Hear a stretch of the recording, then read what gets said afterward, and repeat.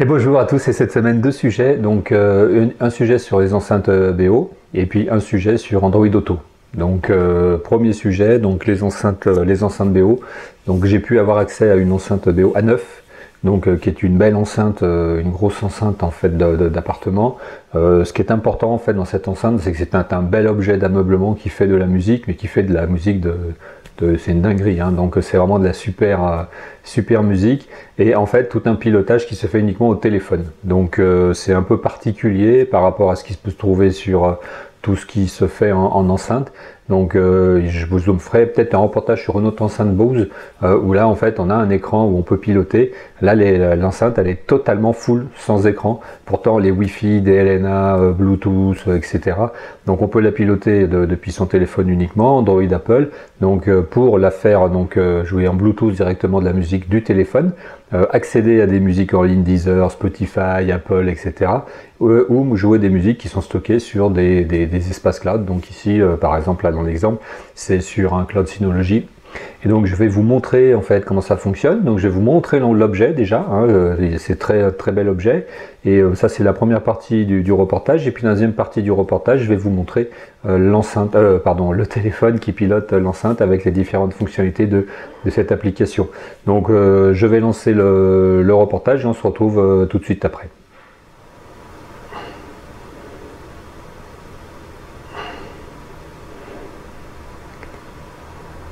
Alors là on est sur la présentation de la Beoplay A9, donc, qui ici est présentée en fait avec un film en fait exclusif original, donc qui n'est pas vendu avec l'enceinte, mais qui est un aftermarket qui est acheté sur un site spécialisé en fait sur les façades d'enceintes BO, que je trouve très joli en fait ici là dans cet environnement avec ce visage là.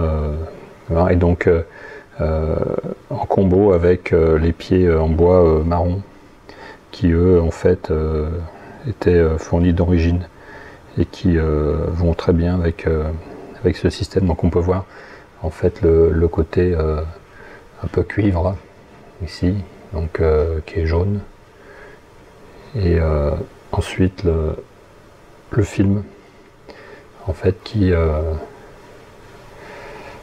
est bonne qualité en fait, un épais, et qui permet d'avoir ce rendu en fait superbe sur l'enceinte. Alors je vais vous présenter après un petit peu tout le système en fait de pilotage, parce que depuis l'enceinte en fait on ne peut quasiment rien faire. Il n'y a quasiment pas de boutons, il n'y en a que deux en fait, ils sont derrière, et donc on a tout le pilotage qui se fait depuis le téléphone. Utilisation de l'interface Beoplay A9 depuis un téléphone portable, donc pas très intuitif, faut faire attention. Donc en fait en haut on voit il y a trois menus, un menu à gauche là, bouton marche arrêt, un menu plus, un menu justement utilisateur.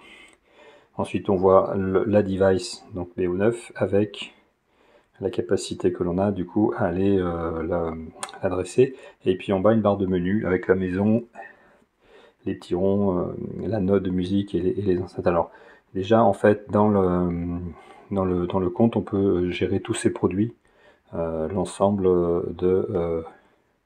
des produits BO qu'on aurait, et on peut faire prendre en charge un certain nombre de services. Donc ça c'est important, puisqu'on peut avoir donc Deezer, Spotify, du DLNA, donc se connecter directement sur des fichiers, en fait une base, et puis personnaliser. Donc par exemple moi sur le DLNA, elle est directement connectée sur mon Synology, hein, qui est un cloud privé que j'ai ici à la maison. Donc Deezer, Spotify j'utilise peu, et puis personnalisation, on peut accéder aussi au PC, Windows, etc. etc. Il faut noter qu'avec cette application, on peut accéder aussi directement en Bluetooth à l'enceinte, hein, donc ça permet directement de lancer sa musique sans avoir utilisé par exemple des LNA, etc. De la musique du téléphone, on peut l'envoyer directement en Bluetooth sur l'enceinte. Donc principalement voilà, c'est ça. Donc là on peut enregistrer ses produits. Ensuite on peut choisir le produit, on peut régler quelques paramètres sur le son, mais très peu, donc l'équaliseur, les paramètres sonores, donc qui sont moi ici pas très intéressants, pour pouvoir avoir un certain nombre de paramètres, mais ça change pas grand chose en fait. Il vaut mieux travailler au niveau de l'application de son. Derrière en fait on peut justement donc utiliser le multi-room, donc sur l'ensemble en fait de l'enceinte, utiliser directement de la musique qui est sur justement mon Synology, donc que je peux accéder ici directement, et puis aller rechercher en fait des musiques qui sont des radios pardon, qui sont disponibles. Donc ici on peut rechercher tout un ensemble de radios. Donc si par exemple je tape une radio de country, parce que je veux écouter de la country, ben, j'aurai immédiatement des radios de country qui seront proposées et tout un ensemble de radios qui sont des radios étrangères ou pas disponibles en France. Donc ça permet comme ça de découvrir plein de radios et puis surtout de travailler sur thématiques, je sais pas, chill, easy listening, relaxation, etc. qui permettent d'avoir tout un tas de musique. Une fois que la musique est lancée, en fait, ensuite vous pouvez régler le son. Ici, on ne pourra pas le faire puisque on n'a pas de musique lancée. Ben, je peux lancer de la musique et on va pouvoir en fait avoir la possibilité de régler le son. Donc là, on voit que la radio démarre et ensuite, je pourrais régler le son de la musique si je souhaite en fait arriver à avoir un meilleur son sur l'enceinte. Alors ici, comme je suis trop loin en fait de mon réseau Wi-Fi, vous voyez, ça me met quelques erreurs. Je ne peux pas le faire, mais en tout cas, j'aurai un petit rond en bas de l'écran et je pourrai régler la musique. Voilà pour le fonctionnement de l'application qui est assez simple, mais en même temps pas hyper, je trouve, simple d'utilisation entre les menus d'en bas et les menus d'en haut. Il faut bien réfléchir à ce qu'on veut faire. Donc on va mettre le produit en veille.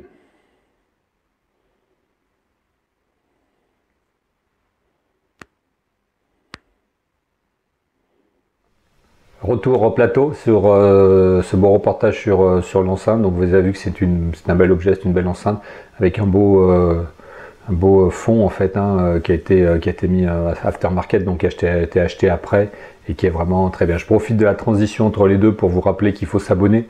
Vous pouvez vous abonner en tout cas sur YouTube, donc je vous conseille de le faire. Les vidéos en fait sont accessibles depuis le site xymac.tv, elles sont accessibles sur YouTube, elles sont accessibles sur Odyssey, elles sont accessibles sur Dailymotion et sur aussi Apple Podcast. Donc un ensemble en fait de choix pour que vous puissiez regarder les vidéos d'xymac.tv et que vous puissiez aussi aller sur le site pour pouvoir découvrir les articles qui sont faits souvent en lien avec les vidéos et qui vous mettent de vous découvrir ça de manière plus posée et de manière plus complète sur des reportages écrits plutôt que vidéo.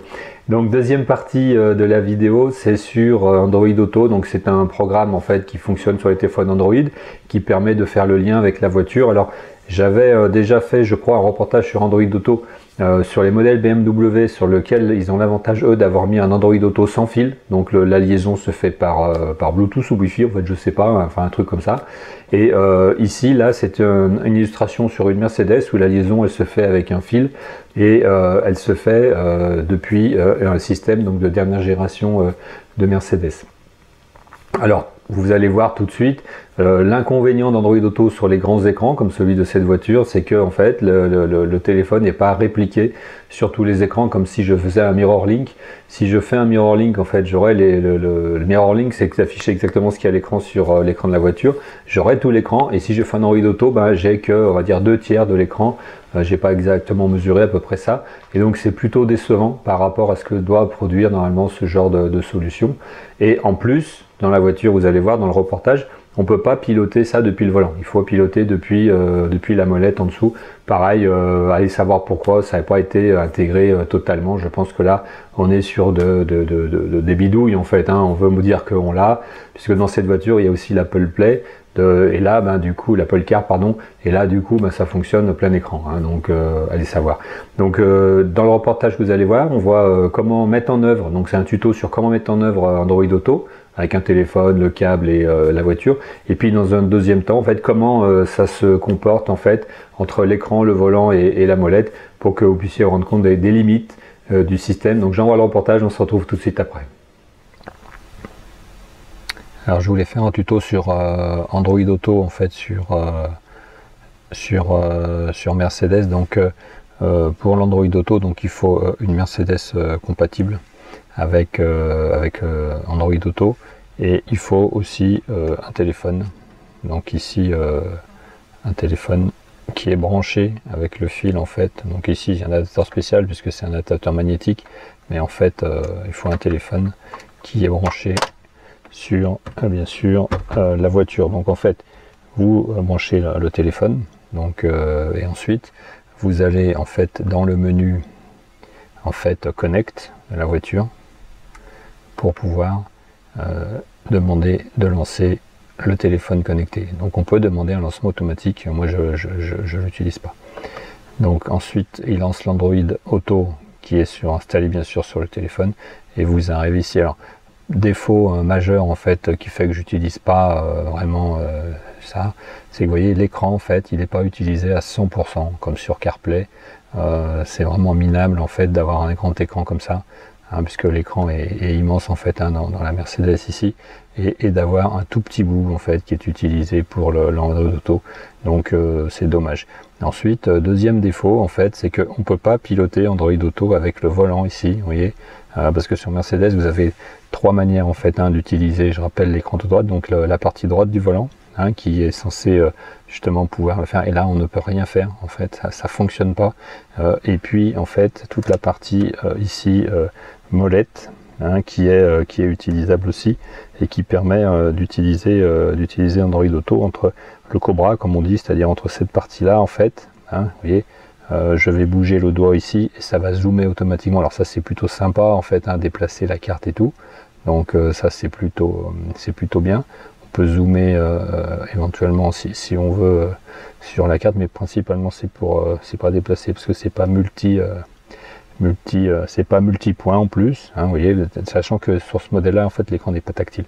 Et ensuite c'est avec la molette ici en fait que l'on va pouvoir, donc là je vais la tourner et vous allez voir que ça va déplacer en fait le petit rond bleu qui est le rond de ce que je peux faire en fait. Et du coup en fait ici, bah, par exemple si je veux zoomer, c'est là que je vais pouvoir zoomer en fait sur la carte avec le déplacement de la molette. Donc moi sur l'Android Auto, principal défaut, c'est cette histoire d'écran qui n'est pas utilisé à 100%. C'est pourtant pas compliqué de nos jours de développer quelque chose qui s'adapte à la taille de l'écran. Je trouve que c'est pas du tout au point. Et puis cet aspect aussi, c'est pas intégré à fond en fait avec les organes de pilotage en fait de la voiture. Dans le modèle MBUX, alors j'ai pas pu essayer, donc c'est le modèle qui est juste après celui-ci, qui est donc tactile sur l'écran droit. J'espère que en fait au moins on peut utiliser en fait l'écran ici avec le doigt pour pouvoir naviguer, pour éviter d'aller tripatouiller de ce côté. Moi j'aurais préféré surtout que ce soit au volant, hein, qu'on puisse le faire. Voilà pour cette petite présentation d'Android Auto, très simple à lancer, assez simple à utiliser, et dommage pour la taille de l'écran sur les écrans. C'est pas que Mercedes en fait, hein, c'est tous les écrans qui sont très larges comme celui-ci, donc qui est un écran plus de 12 pouces et qui aujourd'hui du coup ne permet pas d'utiliser la totalité de la surface. Ben voilà, retour plateau après ce reportage sur Android Auto. Donc bon, je suis déçu, je l'utilise donc pas, c'est pas vraiment opérant, c'est dommage. C'est plein de promesses, hein, puisqu'il y a beaucoup plus de fonctionnalités, beaucoup plus de fluidité sur le téléphone, mais bon voilà, on a vu, hein, l'écran n'est pas utilisé au complet. À quoi ça sert en fait d'avoir acheté un écran si grand, 12 pouces je crois, dans la voiture là, pour avoir que un peu plus de la moitié. C'est no way, hein, à Android de se débrouiller pour faire tout afficher, comme c'est le cas aujourd'hui sur tous les ordinateurs. Vous mettez n'importe quelle taille d'écran, l'écran il est utilisé à 100%, il faut faire le nécessaire, hein, donc monsieur Google, et il faut pas se contenter en fait d'un affichage à 2 balles, surtout qu'en fait ils ont sorti une version qui s'appelle Android Automotion, donc qui est intégrée elle-même dans les voitures, et qui sont capables d'adresser des grands écrans. Donc là vraiment l'effort est pas fait, et c'est pas la peine de se bouger pour nous pour utiliser. Il y a d'autres solutions et autant les utiliser. Voilà, c'est tout pour aujourd'hui. Je vous dis à la semaine prochaine et à bientôt.